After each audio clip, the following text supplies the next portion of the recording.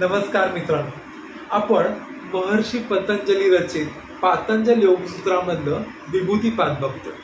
त्यातलं आज आपल्याला सूत्र नंबर 20 बघायचं. न च तत् स आलंबनात तस्य अविषयी भूततत्वात. या सूत्राचा अर्थ समजून घेऊया. न च तत् स आलंबनात म्हणजेच यापूर्वी आपण सूत्र नंबर 19 मध्ये काय बघितलं, तर एखाद्या योगी साधकाने जर दुसऱ्याच्या चित्तावरती संयम साधला तर त्याच्या चित्तामध्ये नक्की काय चाललंय हे योगी पुरुषाला सहज कळतं.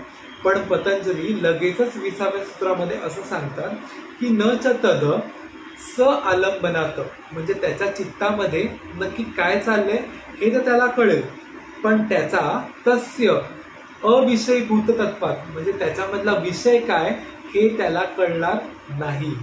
जे ज्ञान त्याला प्राप्त होते त्याच्यामध्ये विषयच नाहीये. म्हणजे एक सोपं उदाहरण घेऊया. तुमच्या मनामध्ये सध्या क्रोध आहे, पण तो क्रोध नक्की कोणाविषयी आहे? तुमच्या मनामध्ये आत्ता सध्या प्रेम आहे, पण ते प्रेम नक्की कोणाविषयी आहे हे त्या योगी साधकाला कळणार नाहीये. त्या योगी साधकाला फक्त ती भावना, ती अवस्था, एवढंच ज्ञान त्याला प्राप्त होतं. त्याला फक्त अवस्था कळणार आहे.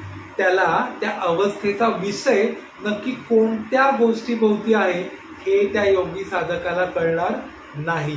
त्याच्यापासून तो अनभिज्ञ राहणार आहे. एक सोपं उदाहरण घेऊया.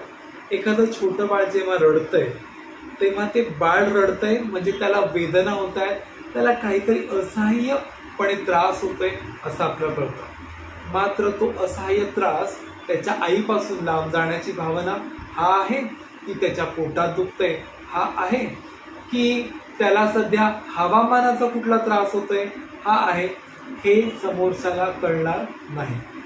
बघा, फक्त अवस्थेचं ज्ञान, त्या अवस्थेमध्ये जे विषय दडलेत त्यांच्यापासून अनभिज्ञ. महर्षी पतंजलींनी लिहिलेल्या या विभूतिपादाचे रहस्य हळूहळू उघडत चाललंय. हे रहस्य तुमच्यापर्यंत पोहोचायचंय. तुम्हाला त्यासाठी चॅनल सबस्क्राईब करायचं आहे, लाईक करायचं आहे, तुमच्या मौल्यवान कमेंट्स द्यायच्या.